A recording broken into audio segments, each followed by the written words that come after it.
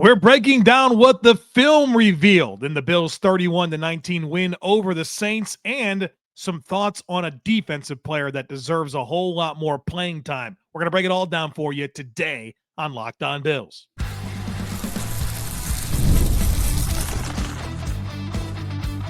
You are Locked On Bills, your daily Buffalo Bills podcast. Part of the Locked On Podcast Network, your team every day. What's up, Bills Mafia? It's Joe Marino, author of the Herd Mentality Substack, co-host of the Locked On NFL Scouting Podcast, co-host of the NFL First Read Podcast, and I'm your host of Locked On Bills. Want to thank you for making Locked On Bills your first listen every day, and a big welcome and shout out to our everydayers. You know who you are. Those of you who never miss a single episode, I appreciate y'all being here very, very much. Locked On Bills is a proud part of the Locked On Podcast Network, your team every day. Today's episode is brought to you by FanDuel. Right now, new customers can bet just $5, and if your bet wins, you'll get $300 in bonus bets to use across the app. Well, folks, welcome in. It's time to break down what the film revealed. I've taken the time to study the ALL-22 coaches film from the Bills win over the Saints, and I got plenty to say about what the film revealed. We'll do studs and duds. We'll do snap counts. We'll talk about the pass D and the run D, but I do want to start with the offensive side of the football and this rushing performance that we saw from the Buffalo Bills. 32 rushes, 165 yards, 2 rushing touchdowns. And there were 2 unique elements to this game plan for the Bills running the football. Number one is an uptick in gap runs. We talk about gap runs, zone runs, and the Bills this year have been really heavy with the zone runs. Well, that flipped upside down this week. It was a gap-heavy run game. In fact, James Cook had 13 gap runs compared to 9 zone runs, which is notably different. Weeks 1 through 3, it was 33 zone runs for James Cook, 20 gap runs. And so you get a majority of runs this time that are gap runs. So number one is that. Number two is that every single Bills run play in this game was from under center. No shotgun runs. Every run was under center. Weeks 1 through 3, it was about 75% run rate under center. This week, 100%. And I think that's notable. The Bills are working in more and more play action. They worked more gap schemes.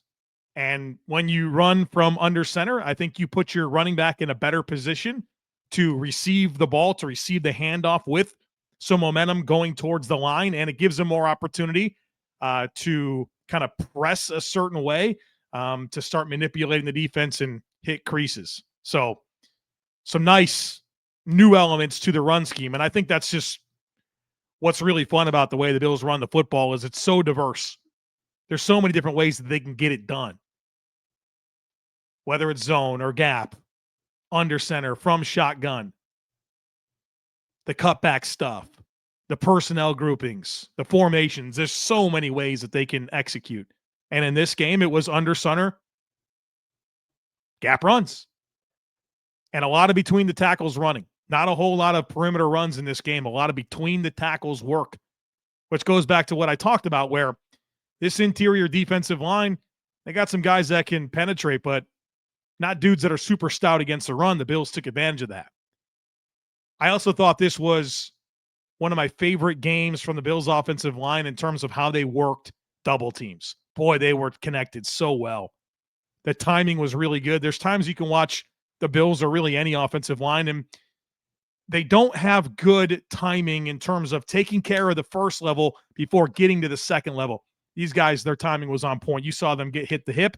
You saw them make sure that the first level was sealed and that the other blocker could take control of the rep before getting to the second level. And I thought you saw a lot of consistency with how the Bills are able to create space and then also get to that second level after taking care of the first level. It was really good. The timing was really, really good. If you got a chance to watch my ALL-22 film clips that I send out to our subtext and our Substack community, I said poetry in motion and showed you a lot of different plays where you could just see the synchronization of everyone working together to open those lanes for James Cook. And he found a lot of space and found a lot of production on his own as well. So heck of a job running the football, and the multiplicity of how they can get it done continues to shine. Let's talk about this passing offense. It was a fun chess match. We talked throughout the week about how the Saints were a heavy cover 3 team in terms of their coverage shells. Well, in this game, they lived in a lot of cover 3, but they also lived in a lot of cover 1. And the thing about cover 1 and cover 3 and the presentation to the offense is that it looks the same. But one is a zone-heavy defense and one is a man defense. And I thought Joe Brady did a really good job of anticipating this. And early in the game, did a good job of working in motion to get some identifiers if they were in man or zone, and put Josh Allen in a position to make quick decisions. Josh Allen, 72% of his throws were to his first read in this game. That's really high for Josh Allen. Usually that's under 60%, sometimes in the low 50% for Josh Allen. And so I thought you saw a quarterback that was really confident in knowing what the defense was in and having the right answers based on the coverage. It's a really good job. Josh Allen goes 16 of 22 for 209 yards, 2 touchdowns. Does have the 1 interception. Let's talk about that real quick. It's 3rd and 10. And can we start by acknowledging that was an awesome route by Keon Coleman? Is able to kind of give a hard inside step, gets that corner to drive a little bit, and then runs by him. He cooked him. That corner actually got benched shortly after that play, and he deserved to be benched because Coleman was getting after him. And so you see a good vertical route from Keon Coleman, and I will say overall that was probably my favorite game yet of Keon Coleman and route running.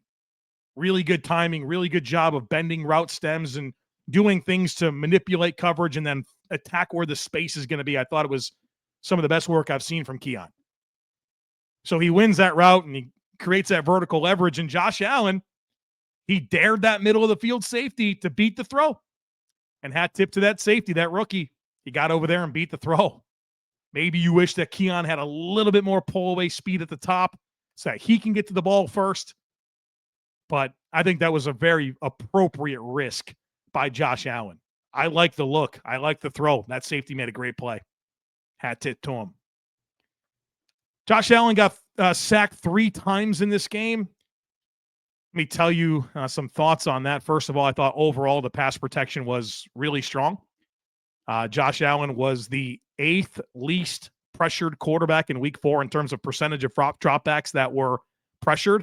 And the time to pressure was 2.77 seconds. That's the 4th longest time to pressure. The pass protection was sound. Josh Allen uncharacteristically got sacked 3 times. So let's talk about each one of those sacks. The first one, Josh Allen had time. Ryan Vandemark at right tackle had to get to Cam Jordan in a wide 9 alignment.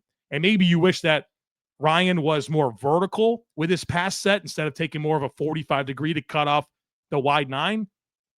Josh Allen had time. It was a situation where you've seen Josh Allen step up and not get sacked in that situation plenty of times. And so it was a slow loss, if anything, for Ryan Vandemark, and a play that we usually see Josh Allen, step up or step to his right and get out of, but he didn't. And Jordan was able to kind of come underneath, very loopy rush and then make the sack.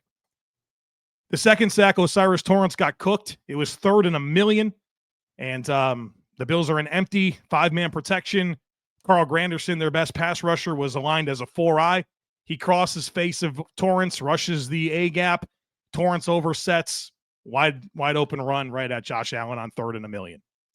And then the last one, I thought Josh Allen predetermined to run the football and couldn't find space in the pocket and got sacked. So, yeah, he got sacked 3 times, but what's the story behind it? There you go. Nothing that's concerning or nothing that makes me say, oh, no, there's a chink in the armor and he's going to get sacked all the time.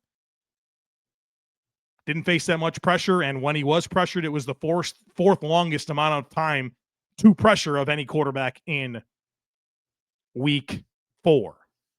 All right, we'll talk more about this passing game, including the play action rate is going up. We'll talk offensive snap counts, and throughout that, I'll give some commentary on a few players, including Dalton Kincaid and Ryan Vandemark. So, folks, be sure to stick with me. You know the saying, look good, feel good. The problem is that most dress clothes only check one of those boxes. They look sharp, but feel stiff, hot, and high maintenance.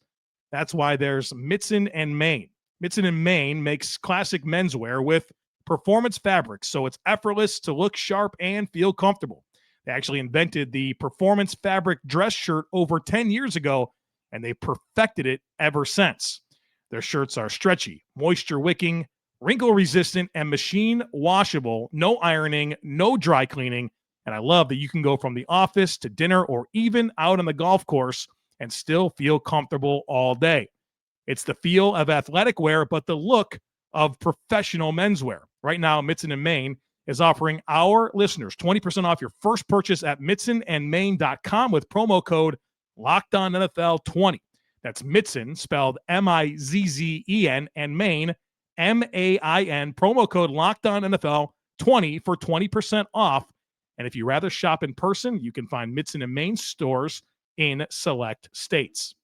The NFL season is here, folks. FanDuel has an offer that you don't want to miss right now. New customers can bet just $5 and get $300 in bonus bets if you win. That's right. Pick a bet, put $5 down, and if it hits, you'll unlock $300 in bonus bets to use across the app.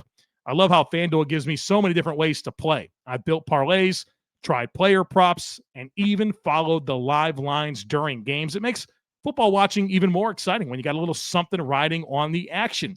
Whether you're a casual fan or love diving into the stats, FanDuel makes game day so much more fun. So what are you waiting for? Visit FanDuel.com to download the FanDuel app today and get started. All right, folks, welcome back. I mentioned I wanted to get into the play action rate. Boy, it's been really good. 3 weeks in a row, north of 30%. In fact, in this game, 39% play action rate. My heart is full. 3 in a row above 30%. That's always been the magic number for me. 39%? All right, Joe Brady. Sounds good to me.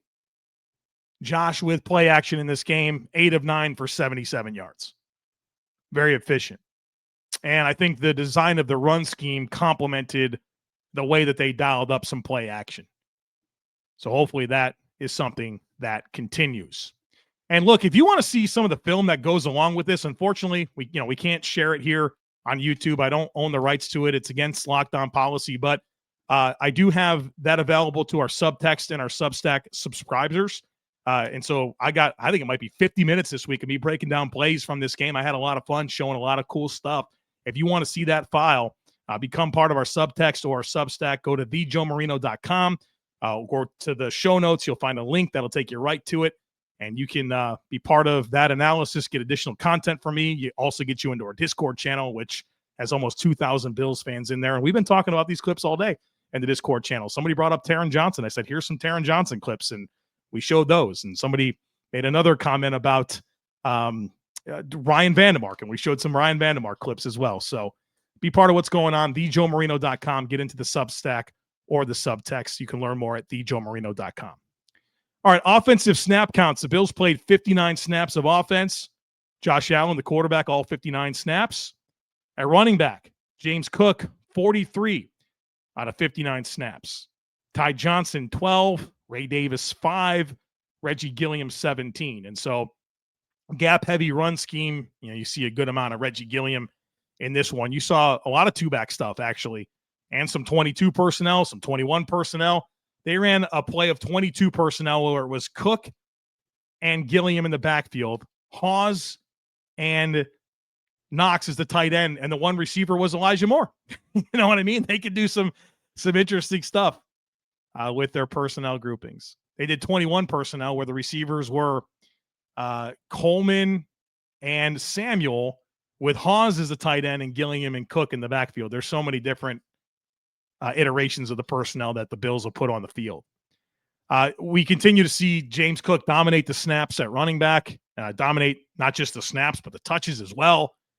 Only 5 snaps for Ray Davis, 12 for Ty Johnson. Sean McDermott was asked about that on Monday afternoon, and he really just said that James Cook's off to a hot start. And, he's not going to dog anybody, but you could tell there's not a big appetite to move off of him, especially in the heat of battle when he's playing so well. But I am a little concerned about just how much volume he's received early on. And I hope that, both of these guys can get going here down the stretch. That way you can get a little bit more out of that depth and take a little off of James Cook. But boy, he's obviously playing great. At tight end, Jackson Hawes, 31 snaps out of 59. Dawson Knox, 24. Dalton Kincaid, 22. It's kind of tough pill to swallow. I think that's kind of how the game went. The Bills are running the ball so well, and you're going to put Hawes and Knox on the field over Kincaid, although Kincaid had some really good blocks. If you go to the Khalil Shakir touchdown, he was play side initially on the corner, wiped them out, and then he hit two guys down the field as Shakir was running with the football on James Cook's rushing touchdown. Kincaid released to the second level and sealed off a defensive back that allowed Cook to get in the zone. And then, of course, Kincaid with his own 28-yard touchdown catch. So it's a lot of impact in 22 snaps, but kind of want to see more, right? I kind of want to think about different ways that the Bills can move the ball. That is not necessarily so much James Cook running the ball. How can you get Kincaid to maybe be an extension of the run game at times? I think that's an opportunity that the Bills should explore. And, Kincaid's been really good this year, and so I want to see more opportunities. But he made the most of his 22 snaps. At wide receiver, Keon Coleman, 43 of 59 snaps. Again, one of my favorite Coleman games yet in terms of the route running. Khalil Shakir, 31 of 59. Curtis Samuel, 20. Elijah Moore, 18. Josh Palmer, 15. Tyrell Shavers, 14. McDermott was asked about Palmer and just the amount of playing time he got. His snaps have actually gone down every week. And, he 15 snaps. I mean, look, Moore had 18 and Samuel had 20. That's kind of interesting. He said they have a lot of confidence in Palmer, but based on the way the game was going, and they went with some different players. So I'm curious to see how that plays out. And I've liked a lot of what Palmer has put out there to this point. But they played some other guys over him this week. Offensive line, Ryan Vandemark and Connor McGovern played all 59 snaps. David Edwards, Osiris Torrance, Deion Dawkins played 56 snaps. And then Cedric Van Pran Granger, Chase Lunt, and Alec Anderson came on for 3 snaps at the end, which was basically kneel downs. I'll comment on Ryan Vandemark. I thought he did a great job. I thought he had a great game. Yeah, if you watch the broadcast, I think people are going to get twisted up on the throw that Josh Allen's arm got hit. It was nearly intercepted, and Vandermark gave up a pressure there. We talked about the sack already where, it was a wide angle. I thought Josh had the opportunity to move up in the pocket. And then there's the fourth down play to Shakir where he gets crossed up with Osiris Torrance's feet and couldn't make the block. I thought he was terrific.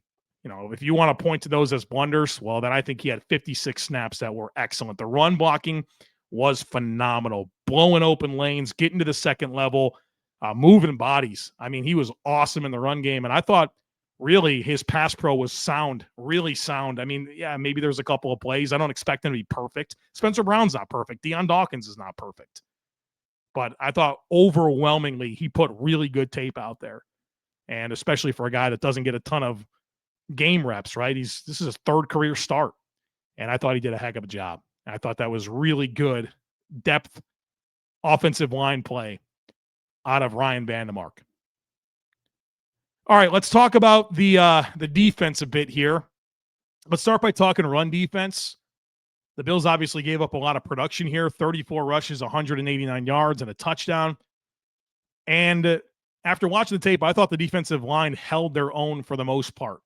I thought they were much worse in terms of maintaining run fits in every game, the middle 2 games, right? I thought they were pretty good against the Ravens. I thought they were excellent, actually, against the Saints. It was really the second level in some ways and missed tackling in some ways. The Bills against the Saints, on average, allowed 0.7 yards before contact. That was the 6th best mark in the NFL. These guys were not getting blown off the ball. 165 of those 189 yards that the Saints got came after contact. The tackling was atrocious. Horrible tackling. One of the worst tackling performances I've seen out of this team. 12 missed tackles. Let's name names. Terrell Bernard, 3 missed tackles. Joey Bosa missed 3. Taron Johnson missed 2, including one of the worst missed tackles you'll ever see out of Taron Johnson on that Kendre Miller touchdown run early in the game. Taron's perfect. They dial up a run blitz to put Taron Johnson in that hole to make the play, and he doesn't make it. And then Taylor Rapp with a horrible angle coming downhill. Kendre Miller's stumbling out of that tackle attempt by Taron Johnson, and Rapp can't close the distance and get him down. And then Trey White goes for a punch out as opposed to a tackle there, and you give up a long touchdown to a backup running back. Dorian Williams with 1 missed tackle. Boy, that was an ugly one too. He's one-on-one with Spencer Rattler, and he can't break down and make the play. Trey White with 1 missed tackle. Daquan Jones with 1 missed tackle. And so I thought the run fits were mostly pretty sound. It was the tackling that spoiled some really good fits. And so that was an issue against Miami as well. And it really wasn't in the first 2 games of the season. And so, yeah, you thought maybe it was a one-off because it was Thursday night. Boy, you couldn't tackle the Saints either. So that's something fundamentally that needs to get corrected. All right, we'll talk more defense, including the pass defense and one player in particular that I thought was a disaster on the field. We'll break it down here next, folks. Be sure to stick with me.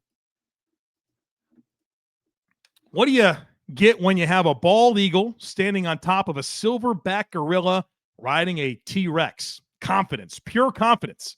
If you're looking for something beyond the usual pill, it's time to meet Rugiet Go Long. That's exactly where Rugiet Go Long comes in. This isn't just another ED pill. It's a total game changer for confidence. Go Long combines 2 doctor-trusted medications in 1 dual-action formula. The effects can last up to 36 hours. That's confidence all day, all night, and even into the next day. The process is simple. They'll connect you with a board-certified doctor 100% online, and if prescribed, your treatment ships discreetly to your door. And if prescribed, you don't have to worry about that. It's right to your door. So ready to level up your confidence in the bedroom? Head to Rugiet.com, Rugiet.com, and use promo code LOCKEDONNFL for 15% off your order. That's Rugiet.com, promo code LOCKEDONNFL. Make sure to use our promo code so that they know we sent you. All right, let's keep talking about this defense. We mentioned the run defense and how I thought the D-line was pretty sound. You saw Deion Walker make a couple of nice splash plays against the run, but the tackling behind it was very poor. Pass defense, I thought there was a better story to tell here. Not a ton of production given up. They were 18 to 28 passing for 126 yards, touchdown, interception. It was the 4th best EPA per pass of any team in week 4. I thought you saw some good pressure looks dialed up by Bobby Babich. I thought you saw some good plays in coverage. Obviously, the Cole Bishop play was unbelievable, coming from the opposite side of the field, playing the ball, taking away. Trey White had a couple of really nice drives on the ball. Terrell Bernard had a couple of nice drives on the ball. And I thought there was some good things that happened here. The Bills blitzed a good amount. 38% of Rattler's dropbacks, the Bills blitzed. He was 6 of 11 for 43 yards when blitzed. And they created pressure on 41% of Rattler's dropbacks. He was 4 of 9 for 14 yards when pressured. Now, when he was clean, he killed the Bills, 14 of 18 for 112 yards and a touchdown. I think the challenge with this was the Bills felt like they needed to dial up some pressure. There wasn't a ton of one-on-one wins in pass rush. Bosa had a few. Daquan Jones had a few. TJ Sanders had 1 clean win, but I mean, that was really it. You didn't see a ton of clean wins with one-on-one pass rush without, kind of stressing the protection scheme and putting some extra bodies up there, and sometimes rushing 5, sometimes rushing 6. They had a couple of nice 6-man pressures in this game as well. And so, boy, I'm excited to see Hoyt, and I'm excited to see Ed Oliver come back because they need more one-on-one wins out of this group. So I thought that the pass defense was mostly sound. It needs to be a little bit more connected on the back end. I think where I see a lot of the issues is mostly from the corners, and I think them expecting some help on some in-breaking patterns, whether that's Dorian Williams being able to kind of close or a safety being able to close, and the Bills are playing with this outside leverage, and I think they're expecting some help, and then, they're just not squeezing routes super effectively, and so I think that's where you're seeing some of these completions given up. Dorian Williams was a disaster in this game. I mean, really, really struggled The instincts in coverage were lacking. I mean, he's just dropping into grass. He's not closing on any routes. He's looking in the backfield, but he's not like allowing that to take him anywhere. He really struggled.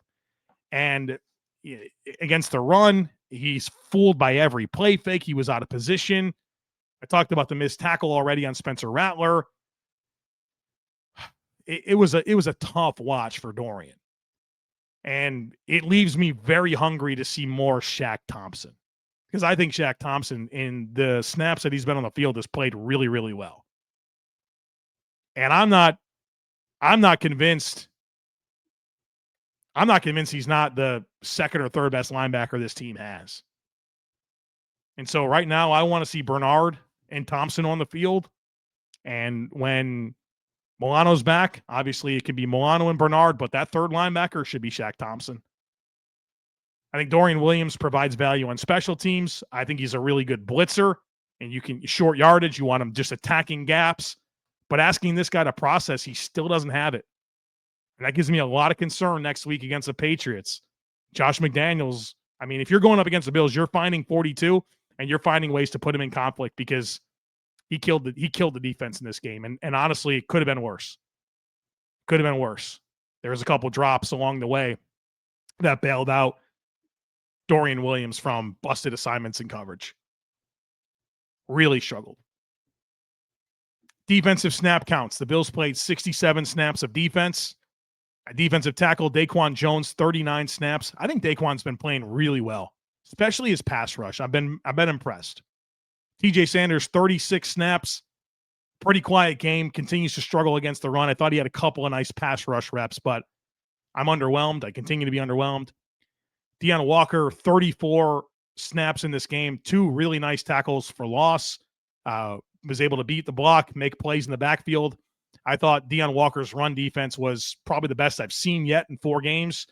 Responding a lot quicker, doing his 111th, feeling it out, getting his feet and his hands in the right place. It was much better than last week. I thought he played really well. Didn't see as much impact as a pass rusher, but I thought there was growth from him in the run defense, and I think that's where he needed to show the most growth. Then Jordan Phillips had 27 snaps. I thought he was okay. I mean, did a good job of kind of taking on blocks and, sometimes being able to reset the line of scrimmage. So not a bad, get your feet wet type game for him. At defensive end, Joey Bosa, 49 out of 67 snaps. Greg Rousseau, 44. Run defense was good from Rousseau. Had a big stop at a 2-point conversion. Pass rush, he's not as dynamic right now with him playing through that bone bruise in his knee. Epinesa, 23 snaps, and I think he's still celebrating the sack that he didn't make at the end of that game. Joey Bosa strip sack. AJ Epinesa thinks he makes the play.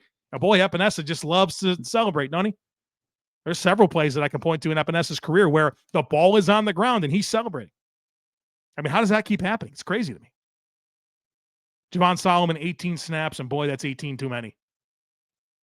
I know Landon Jackson's probably not ready, but my goodness, he just doesn't have a lot of feel for getting to the football. And that's crazy for a guy that made so many plays in college, but I think his athletic and size limitations just show up in the NFL.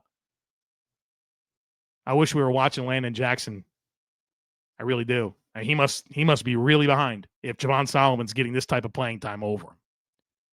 At linebacker, Terrell Bernard, 66 of 67 snaps. Dorian Williams, 56. Shaq Thompson, 11. Joe Andreessen, 1. At corner, Christian Benford, 66 out of 67 snaps. Had some huge tackles in this game. Obviously, he gives up that touchdown, but that's an example of what I'm talking about, of expecting inside help and not getting it. Cole Bishop is flat-footed. His eyes are on the quarterback. He's not moving. He's got to close. And Benford's playing with outside leverage, expecting inside help, and he's not getting any. Trey White, 51 snaps. Dorian Strong, 15. Thought Dorian Strong did a nice job on the 2 series that he came in for. And I think it's good that he's getting some intermittent experience. I think that's helpful. And then Taron Johnson, 62 snaps. Didn't love his run defense in this game. Taylor Rapp, 67 snaps. Cole Bishop, 66. Thought was mostly good for Cole Bishop. Obviously, the impact interception. Had some really good run fills from depth as well. I think he's coming along well. I think Cam Lewis had 6 snaps. Studs and duds. Studs this week. James Cook, Josh Allen, Ryan Vandermark, Dalton Kincaid, Khalil Shakir. Boy, that was a fun touchdown. And then he had a nice big third down conversion later on. David Edwards, boy, he's playing really well. Contract year. He's playing well, though. Connor McGovern, big part of how this run scheme was able to operate. Deion Dawkins as well. So all the offensive linemen except for Osiris Torrance, who I thought was okay, but he had more problems in pass pro and was probably the one guy in the run game that I thought was a little bit compromised. So not his best game. And then Cole Bishop on defense. Duds, Dorian Williams, defensive tackling. You know, I thought there was some good moments from the defensive tackling, but overall it was really poor. So we'll call it that. And then Reed Ferguson, we talked about that. Low snap, couple penalties, got beat on the play that Cam Johnson got his foot hurt. The Bills got to find a new punter. So kind of a rough game for old Reed Ferguson. All right, folks, there you have it. All 22 review in the books. Tomorrow we'll do herd mentality. Then we'll start getting ready for the Patriots. This is a big game. It's a big game. It's a good test for the Bills. Drake May looks like a good young quarterback. They got some backs. Got some talent on defense. It's a good challenge. I look forward to seeing how the Bills handle it. We'll get ready for it the rest of the week. So don't miss anything. Make sure that you're subscribed. Would love it if you took a second to rate, review, and share the podcast. Have a great rest of your day. Go Bills. Look forward to catching up with you again real soon.